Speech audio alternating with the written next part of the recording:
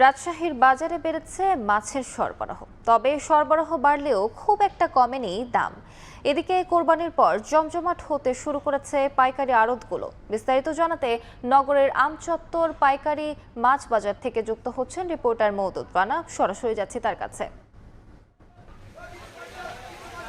রাজশাহীতে আজ পাইকারি পর্যায়ের মাছের যে বাজার, সেখানে প্রতি কেজি মাছের দাম 30 থেকে 40 টাকা দাম বেড়েছে। এখানকার ব্যবসায়ীরা যেটি বলছেন যে কোরবানির ঈদের আগে থেকেই বাজারে মাছের সরবরাহ কিছুটা কম ছিল এবং ঈদের লম্বা ছুটির পর মাছের সরবরাহ বাড়ছিল।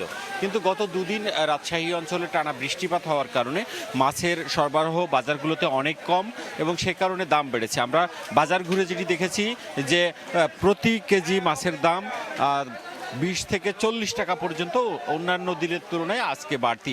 আমরা বাজার ঘুরে যেটি দেখেছি যে রুই মাঝারি আকারে 280 টাকা প্রতি কেজি এবং বড় 400 টাকা কেজি, কাতলা 280 টাকা মাঝারি এবং বড় 470 টাকা প্রতি কেজি, মৃগেল 170 টাকা মাঝারি এবং বড় 250 টাকা কেজি, সিলভার মাঝারি 150 টাকা এবং বড় 250 টাকা কেজি, তেলাপিয়া 160 টাকা ছোট এবং বড় 250 টাকা, মিনার কাপ প্রতি কেজি 170 থেকে 280 টাকা, বাটা মাছ 180 টাকা থেকে 200 টাকা প্রতি কেজি, পাঙাশ 190 টাকা থেকে 250 টাকা, চাষের যে কই মাছ সেটি 240 টাকা থেকে 250 টাকার মধ্যে প্রতি কেজি পাওয়া যাচ্ছে।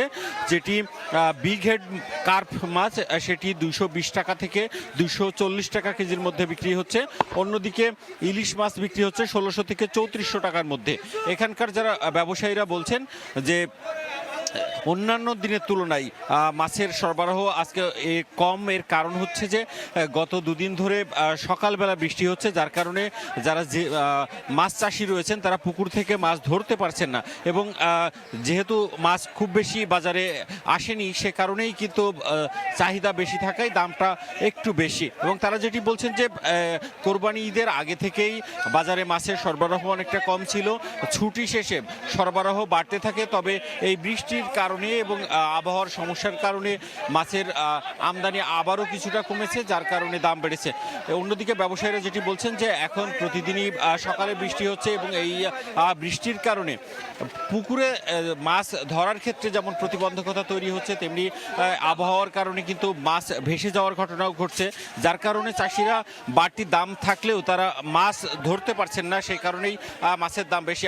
অন্যদিকে আমরা ক্রেতাদের সাথে কথা বলেছিলাম, তারা যেটি বলছেন যে মাছের বাজার প্রতিদিনই একটু একটু করে বাড়ছে, যেটি আসলে ভোক্তাদের থেকে শুরু করে যারা সাধারণ মানুষ রয়েছেন তাদের জন্য একটু সমস্যা। অন্যদিকে আড়তদাররা বলছেন যে সামনের সপ্তাহে মাছের যে সরবরাহ সেটি স্বাভাবিক হতে পারে। এই ছিল রাজশাহীর মাছ বাজার থেকে আমার কাছে সর্বশেষ। সরাসরি যুক্ত ছিলাম রাজশাহীতে।